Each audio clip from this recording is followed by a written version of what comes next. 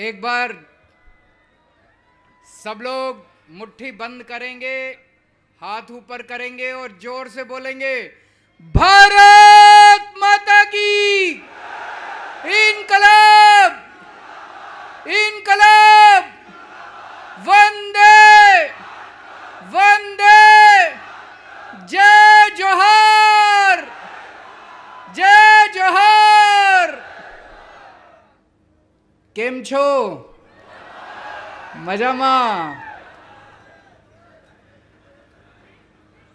दूर दूर से आए हुए मेरे सारे प्यारे बहनों, भाइयों, माताओं, बुजुर्गों, बच्चों, इतने सारे लोग दूर दूर से दिखाई दे रहे हैं। आप सब लोगों को मेरा नमस्कार, सबको मेरा प्रणाम। इतनी देर से आप लोग बैठे हुए हैं, इतनी देर से आए हुए हैं, इतनी दूर दूर से आए हुए हैं। मैं तहे दिल से बहुत बहुत आप सबका आभार प्रकट करना चाहता हूँ। जितनी बार गुजरात आता हूँ इतना प्यार मिलता है आप लोगों से, इतना प्यार मिलता है गुजरात के लोगों से, मैं भाव विभोर हो जाता हूँ। आपको विश्वास दिलाना चाहता हूँ कि जब सरकार बनेगी हम अपना एक एक वादा, एक एक गारंटी, एक एक वादा पूरा करेंगे। हम जो कहते हैं वो करते हैं। अभी जैसे भगवंत मान साहब ने बताया, हम अगर 4 गारंटी देते हैं तो 5 काम करके दिखाएंगे।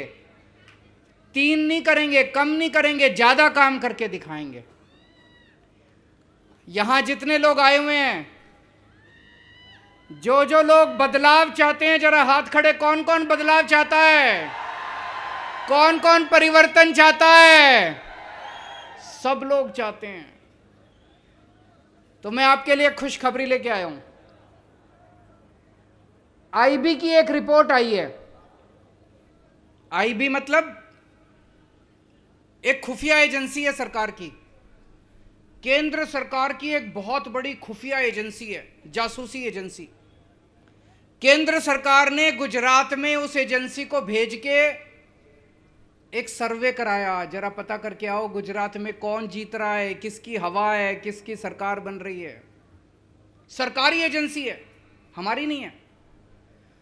आईबी ने केंद्र सरकार को रिपोर्ट दी है कि आने वाले चुनाव में गुजरात में दिसंबर में आम आदमी पार्टी की सरकार बनने जा रही है। यह मैं नहीं कह रहा, खुफिया एजेंसी की रिपोर्ट कह रही है। लेकिन उस रिपोर्ट में लिखा है कि आम आदमी पार्टी की 94-95 सीट आ रही है। अभी किनारे पे है, बस थोड़ी सी जीत है। जीत रही है आम आदमी पार्टी, लेकिन 2-3 सीट से जीत रही है। अब आपको जिम्मेदारी लेनी पड़ेगी सबको।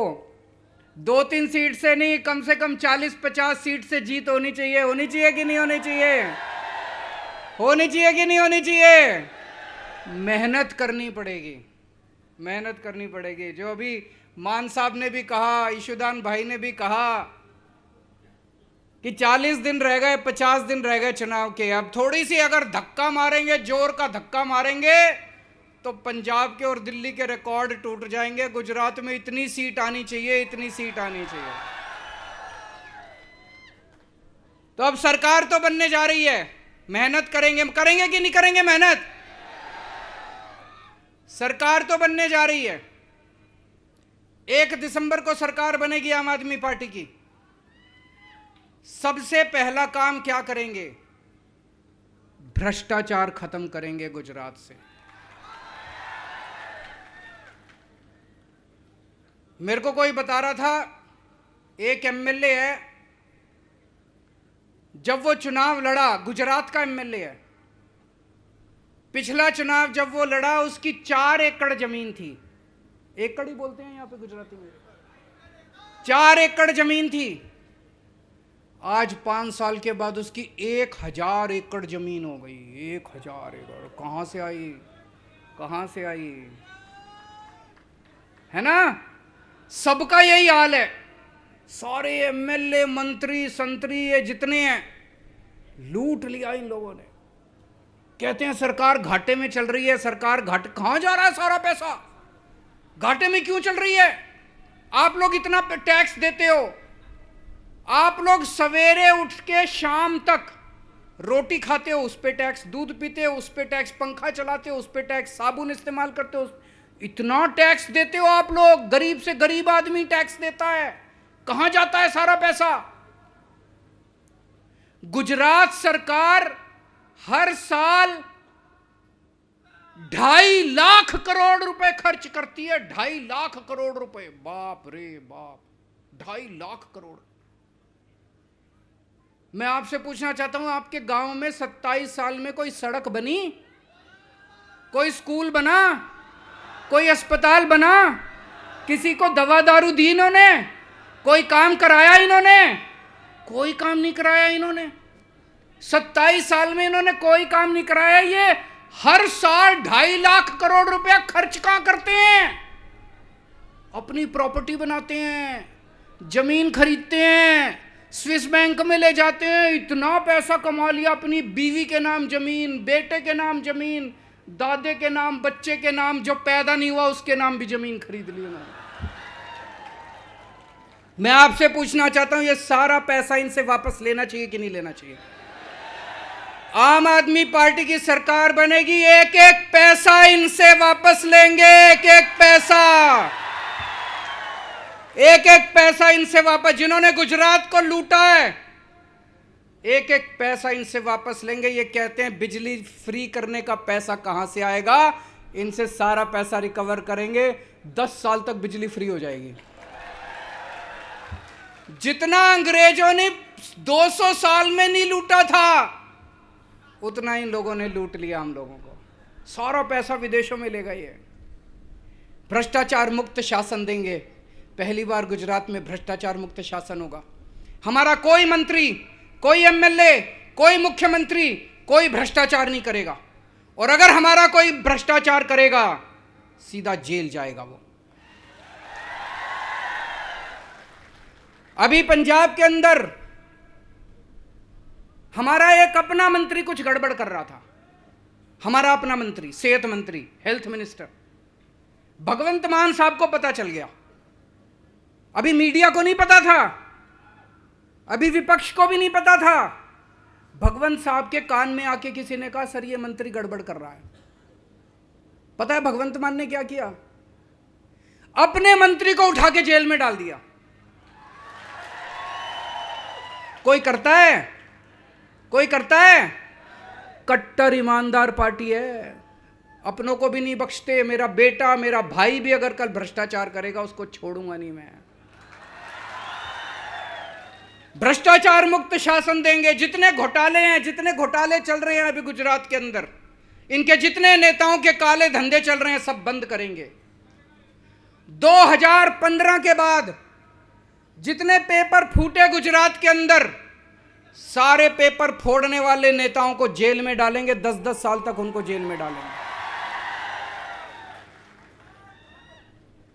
ऐसा प्रशासन देंगे कि किसी भी सरकारी दफ्तर में आप जाओगे, आपको अपना काम कराने के लिए पैसे रिश्वत देने की जरूरत नहीं पड़ेगी। जाति प्रमाण पत्र, बिजली कनेक्शन, पानी कनेक्शन, विधवा पेंशन, राशन कार्ड, आधार कार्ड, जो भी काम कराना होता है अभी आपको पैसे देने पड़ते हैं। हमारी सरकार बनेगी, हम ऐसी व्यवस्था करेंगे आपको सरकारी दफ्तर भी नहीं जाना पड़ेगा, सरकार आपके घर आके आपका काम करके जाएगी। दिल्ली के अंदर हमने ऐसी व्यवस्था कर दी, अब कोई सरकारी दफ्तर नहीं जाता, फोन करो सरकार आपके घर आके, एक अफसर आपके घर आता, आपका काम करके जाता है। पंजाब में भी व्यवस्था कर रहे हैं अब हम, और गुजरात में भी हमारी सरकार बनेगी, ऐसी व्यवस्था करेंगे कि आपको किसी सरकारी दफ्तर में जाने की जरूरत नहीं है। आप फोन करो, बोलो मेरे को राशन कार्ड बनवाना है, बोलो मेरे को बिजली कनेक्शन चाहिए, सरकारी दफ्तर से कोई अफसर आपके घर आएगा, आपका काम करके जाएगा, कोई रिश्वत देने की जरूरत नहीं है। तो भ्रष्टाचार खत्म करेंगे, खूब पैसा बचेगा, खूब पैसा बचेगा, खूब पैसा बचेगा, खूब पैसा बचेगा। पैसे की कमी नहीं है, पैसे बहुत है सरकारों के पास, बहुत पैसा है इनके पास। उस पैसे से क्या करेंगे? सबसे पहले आपकी बिजली मुफ्त करेंगे। करनी चाहिए कि नहीं करनी चाहिए?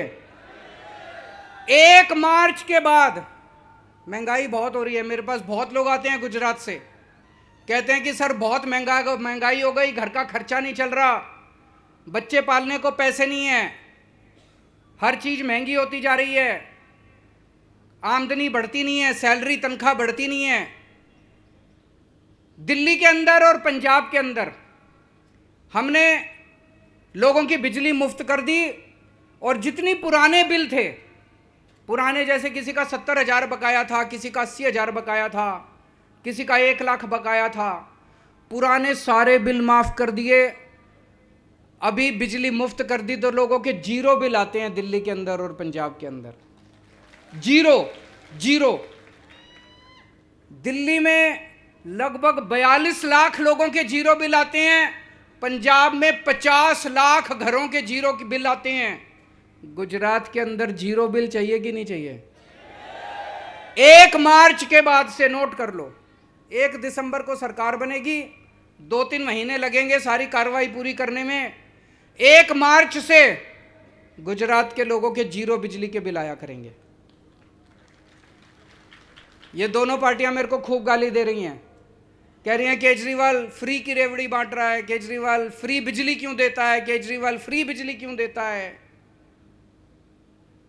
गुजरात के मुख्यमंत्री को हर महीने 5,000 यूनिट बिजली मुफ्त मिलती है। गुजरात के मंत्रियों को हर महीने 4-4 हजार यूनिट बिजली मुफ्त मिलती है।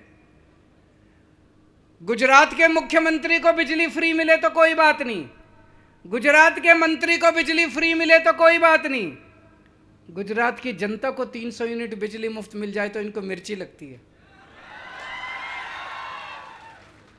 अगर मुख्यमंत्री को बिजली फ्री मिलती है, मंत्री को बिजली फ्री मिलती है, तो जनता को मिलनी चाहिए कि नहीं मिलनी चाहिए?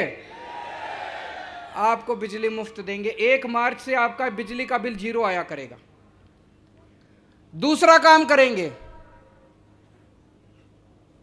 18 साल से ऊपर की जितनी महिलाएं हैं, जितनी बेटियां, जितनी बहनें, जितनी माएं, हर महिला के अकाउंट में हर महीने 1-1 हजार रुपए डलवाया करेंगे।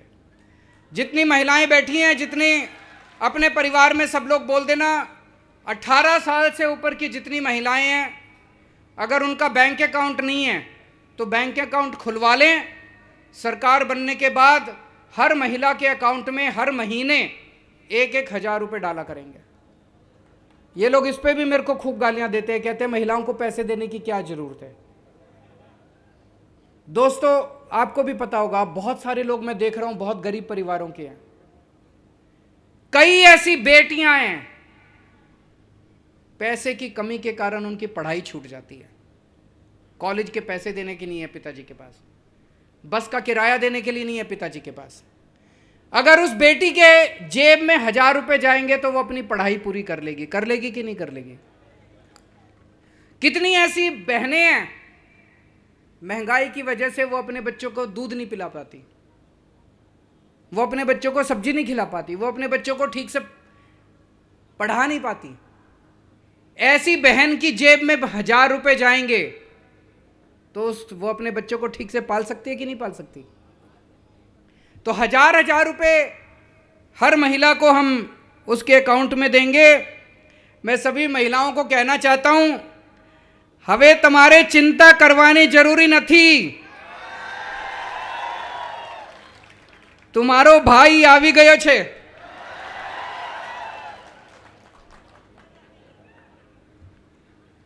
दिल्ली में हमने सरकारी स्कूल बहुत शानदार कर दिए। सरकारी स्कूलों में गरीबों के बच्चे पढ़ते हैं, जिनके पास पैसे नहीं होते वो बच्चे अपने बच्चों को सरकारी स्कूल में भेजता है। पहले दिल्ली के सरकारी स्कूलों की बहुत बुरी हालत थी, जैसे गुजरात के सरकारी स्कूलों की बुरी हालत है।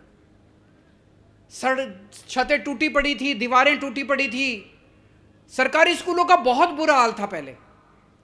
दिल्ली में आज हमने सरकारी स्कूल इतने शानदार बना दिए। अब एक ही डेस्क पे जज का बच्चा, आईएएस अफसर का बच्चा और रिक्शे वाले का बच्चा एक साथ बैठ के पढ़ते हैं।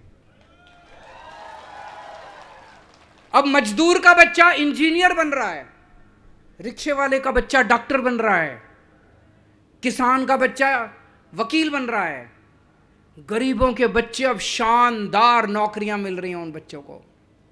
ऐसे ही तो अपना भारत आगे बढ़ेगा जब अच्छी पढ़ाई बच्चों को मिलेगी, गरीबों के बच्चों को अच्छी पढ़ाई मिलेगी। गुजरात के अंदर भी शिक्षा अच्छी करेंगे, गुजरात के भी सारे सरकारी स्कूल ठीक करेंगे, गुजरात के अंदर खूब सारे नए सरकारी स्कूल खोलने हैं और इतनी अच्छी व्यवस्था कर देंगे, दिल्ली में अब प्राइवेट स्कूलों के बच्चे अपने नाम कटा कटा के सरकारी स्कूल में भर्ती करा रहे हैं। गुजरात में इतने अच्छे कर देंगे स्कूल कि आपको अपने बच्चों को प्राइवेट स्कूल भेजने की जरूरत नहीं है, सरकारी स्कूल भेजेंगे सारे जने। लेकिन अगर फिर भी जो लोग प्राइवेट स्कूल में भेजना चाहें, अभी मेरे को पता चला है प्राइवेट स्कूल वालों ने गुंडागर्दी मचा रखी है, कभी भी फीस बढ़ा देते हैं, ऊट पटांग फीस लेते हैं। ये प्राइवेट स्कूल वालों को ठीक करेंगे। दिल्ली में 7 साल से प्राइवेट स्कूल वालों को हमने मनमानी फीस नहीं बढ़ाने दी, गुजरात में भी इनकी फीस बढ़ाने को रोकेंगे और प्राइवेट स्कूल वालों को ठीक करेंगे। लेकिन मेरी आपको गारंटी है, सरकारी स्कूल इतने शानदार कर देंगे कि आप प्राइवेट स्कूल को भूल जाओगे, सारे लोग अपने अपने बच्चों को प्राइवेट स्कूल से निकाल के सरकारी स्कूल में भर्ती कराओगे। दिल्ली में हमने एक काम और किया, आज अगर अपने घर में कोई बीमार हो जाए और थोड़ी सी बड़ी बीमारी हो जाए, घर के जेवर बिक जाते हैं, घर की जमीन बिक जाती है, सब कुछ बिक जाता है, और फिर भी पता नहीं आदमी बचता है नहीं बचता। सरकारी अस्पतालों का हाल बुरा है, ना दवाइयां मिलती हैं, ना टेस्ट होते हैं, ना मशीनें काम करती हैं। पहले दिल्ली में भी यही हाल था। दिल्ली में हर गांव के अंदर, हर मोहल्ले के अंदर हमने मोहल्ला क्लिनिक खोल दिए, एक MBBS डॉक्टर बिठा दिया, सारी दवाइयां फ्री, सारे टेस्ट फ्री, सारा इलाज मुफ्त। बड़ी बीमारी हो तो बड़े बड़े सरकारी नए खूब सारे अस्पताल बना दिए, शानदार अस्पताल, प्राइवेट से भी ज्यादा अच्छे अस्पताल। अब हमने दिल्ली के अंदर दिल्ली की 2 करोड़ जनता का, हर आदमी का इलाज हमने मुफ्त कर दिया, चाहे अमीर हो चाहे गरीब हो। गुजरात के अंदर होना चाहिए कि नहीं होना चाहिए? गुजरात में भी करेंगे, खूब सारे नए सरकारी अस्पताल खोलेंगे हर गांव के अंदर। मैंने पूरा हिसाब लगाया है, गुजरात में 20,000 मोहल्ला क्लिनिक खोलेंगे गांव के अंदर। आपका सारा इलाज मुफ्त होगा। भगवान ना करे आपके घर में कोई बीमार हो, लेकिन अगर आपके घर में कोई बीमार होता है, चिंता मत करना, आपका बेटा आपका इलाज कराएगा।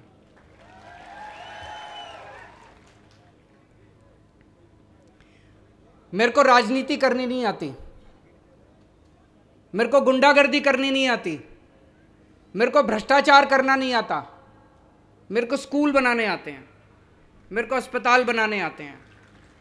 अगर गुंडागर्दी चाहिए, उन लोगों को वोट दे देना, 27 साल से देते आए हो। भ्रष्टाचार चाहिए, लफंगाई चाहिए, उनको वोट दे देना। अपने बच्चों के लिए स्कूल बनवाने हो, अपने परिवार के लिए अस्पताल बनवाने हो, तो मेरे पास आ जाना, मैं बनवा दूंगा। मेरे पास कुछ नहीं है, मैं एक आम आदमी हूं। हमारी पार्टी के पास कुछ नहीं है। भगवंत मान साहब भी फक्कड़ आदमी हैं।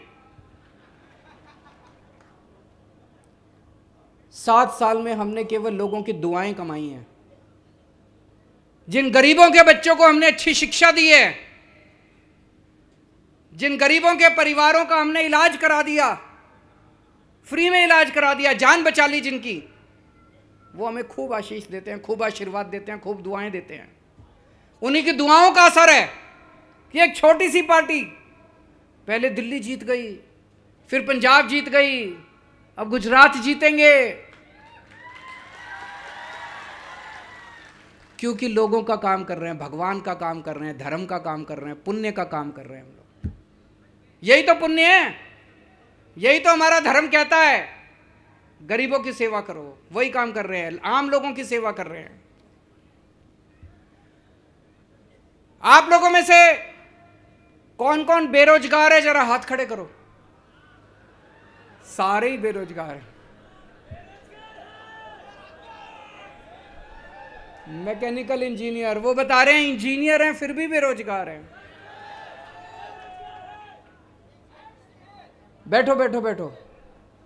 मैंने एक टीवी में देखा, इनका बहुत बड़ा नेता, उससे पत्रकार ने पूछा कि सर बेरोजगारी बहुत है, इतने लोग बेरोजगार हैं, आप क्या कर रहे हैं? पता है क्या बोला? कहता ये लोग निकम्मे हैं, ये लोग काबिल नहीं हैं, इसलिए बेरोजगार हैं। मेरे को इतना गुस्सा आया। एक तो तुम रोजगार नहीं दे सकते और ऊपर से तुम हमारे लोगों को निकम्मा बोलते हो, हमारे बच्चों को निकम्मा बोलते हो। इतना अहंकार आ गया तुम्हारे अंदर, इतना घमंड आ गया तुम्हारे अंदर। अरे निकम्मे हमारे बच्चे नहीं है, निकम्मे तुम्हारे बच्चे हैं। तुम्हारे बच्चे निकम्मे हैं, फिर भी चेयरमैन बन जाते हैं, एमएलए बन जाते हैं, इनको टिकटें दिला देते हो, बड़ी बड़ी कंपनियों के मालिक बन जाते हैं। हमारे बच्चों को एक मौका तो देके देखो, तुम्हारे बच्चों को पीछे छोड़ देंगे। मैं आपको मौका दूंगा, मैं आपको मौका दूंगा, मैं आपके बच्चों को रोजगार दूंगा, मैं युवाओं को रोजगार दूंगा। दिल्ली में मैंने 12 लाख बच्चों को रोजगार दिलाए हैं, 12 लाख बच्चों को। पंजाब में अभी भगवंत मान ने 17,000, 20,000 हो गई अब तो, 20,000 से ज्यादा, 20,000 से ज्यादा, 6 महीने हुए अभी इसको बने हुए मुख्यमंत्री। 20,000 से ज्यादा सरकारी नौकरियां दे दी इन्होंने। हमारी नीयत साफ है, हमें पता है कि आम आदमी का घर कितनी मुश्किल से चलता है, बेरोजगारी के अंदर क्या तकलीफ होती है। हम देना चाहते हैं, दे। और जब तक रोजगार नहीं मिलेगा, बेरोजगारी होगी। हर बेरोजगार युवा को 3,000 रुपए बेरोजगारी भत्ता दिया जाएगा। और जैसा मैंने बताया, हम इतने सारे स्कूल खोलने वाले हैं, इतने सारे अस्पताल खोलने वाले हैं, इतने मोहल्ला क्लिनिक बनाएंगे, इतना काम करेंगे। 10 लाख सरकारी नौकरियां नई निकलेंगी गुजरात के अंदर, नई 10 लाख सरकारी नौकरियां आपके बच्चों को मिलेंगी। 10 लाख सरकारी नौकरियां मिलेंगी और पेपर नहीं फूटने देंगे।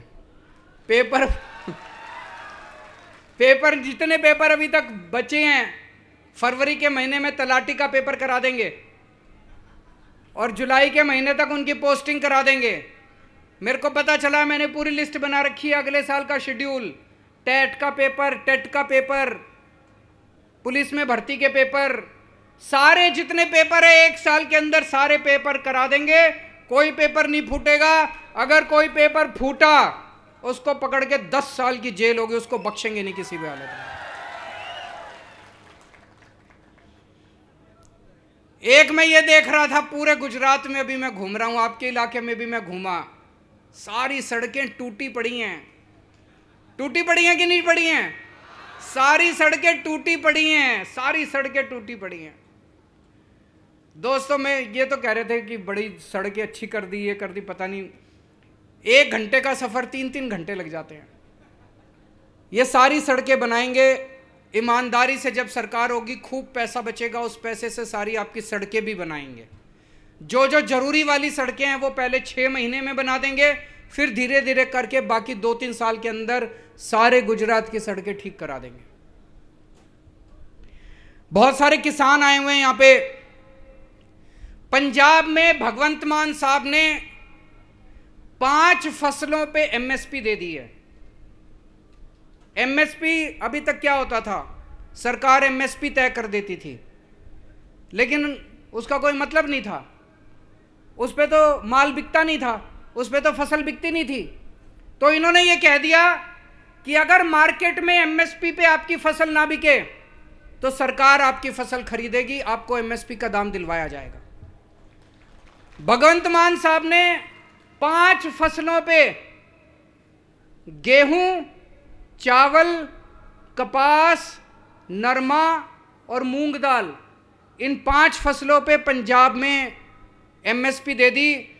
अब अगर किसी भी किसान की फसल मार्केट में इससे कम रेट पे बिकती है, वो सरकार को बेच के आ जाता है, सरकार खरीदती है, अनिवार्य, जरूरी है सरकार को खरीदना। आपको भी हम शुरू 5 फसलों से करेंगे, फिर एक एक करके सारी फसलें। 5 फसलें हम, सरकार बनते ही 5 फसलें हम एमएसपी देंगे।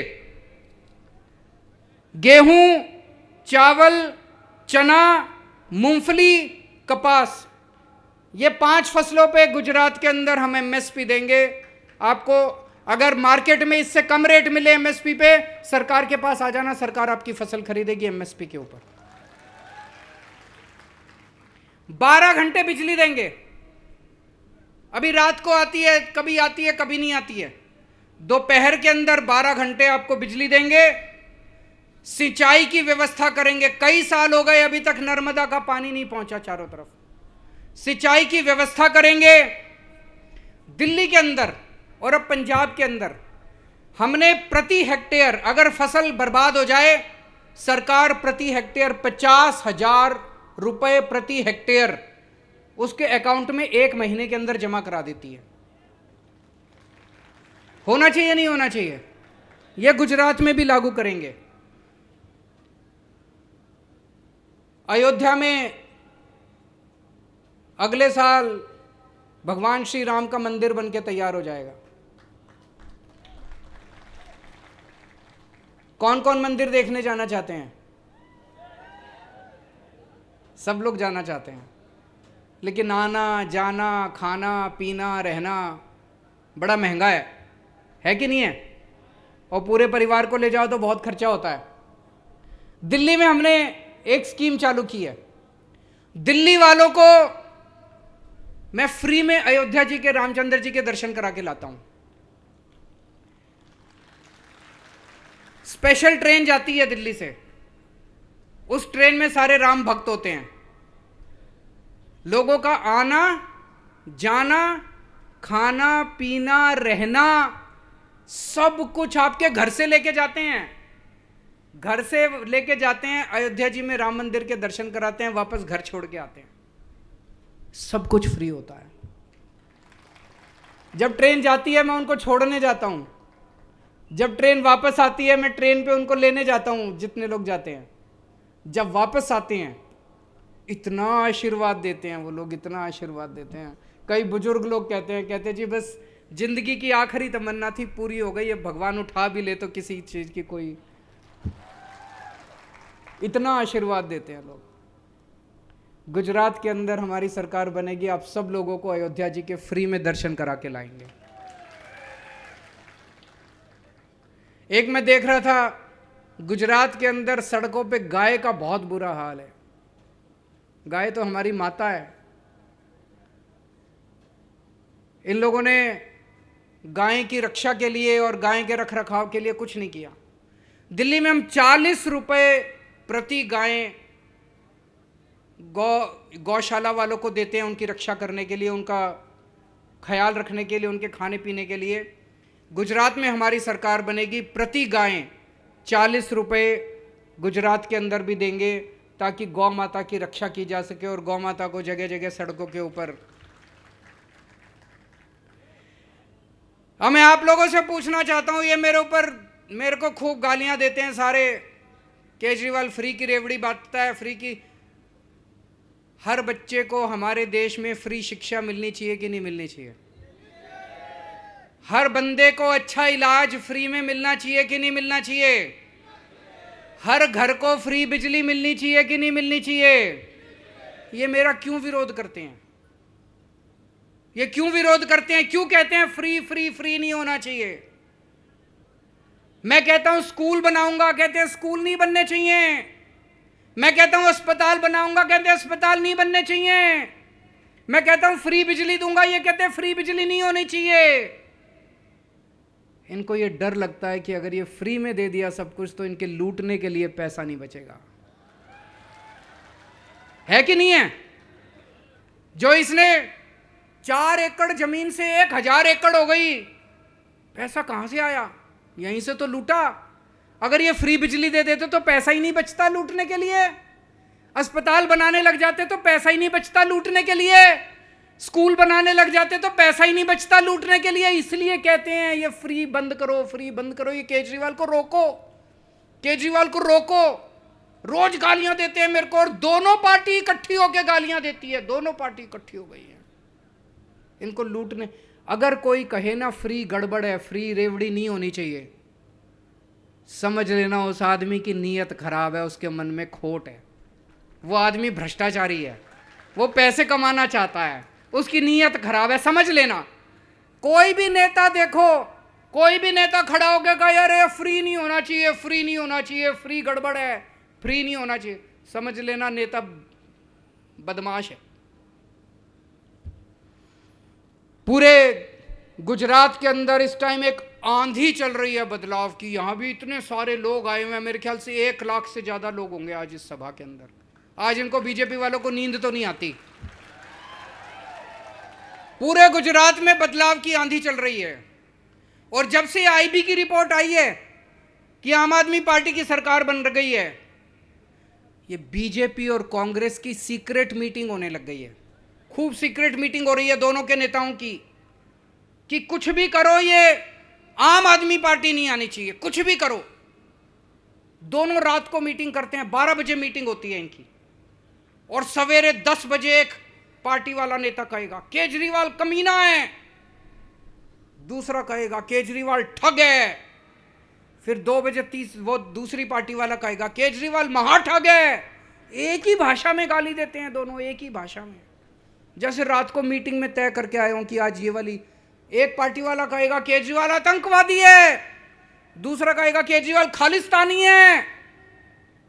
दोनों एक ही भाषा इस्तेमाल करते हैं, एक ही भाषा इस्तेमाल करते हैं। दोस्तों, इनकी चाल समझ लेना, कांग्रेस के चक्कर में मत पड़ना। कांग्रेस की 10 से भी कम सीट आ रही है सर्वे में, और 10 से कम सीट आ रही है, और ये 10 भी नहीं बचने वाले। चुनाव के बाद ये 10 भी चले जाएंगे बीजेपी में। कांग्रेस को एक भी वोट नहीं पड़ना चाहिए, सारे वोट कांग्रेस के आम आदमी पार्टी को पड़ने चाहिए। अपने घर में भी आसपास बोल देना, सारे वोट आम आदमी पार्टी को पड़ने चाहिए। और अब ये चुनाव आपने लड़ना है, मेरे पास पैसे नहीं है। मैंने 7 साल दिल्ली की सरकार ईमानदारी से चलाई है, मेरे पास भी अकाउंट में पैसे नहीं है, मेरी पार्टी के पास भी नहीं है। आप लोगों को अपने बच्चों के भविष्य के लिए चुनाव लड़ना पड़ेगा, तो सबसे पहला काम करना पड़ेगा, अभी ये खत्म होते ही अपने अपने फ़ोन निकाल लेना। फ़ोन निकाल के व्हाट्सएप में जितने लोग हैं सबको मैसेज भेज देना कि भाई इस बार मैं तो आम आदमी पार्टी को दे रहा हूं, तू भी दे दे अपने बच्चों के भविष्य के लिए। बोलो करोगे? अभी आधे घंटे के अंदर सारे कर लेना।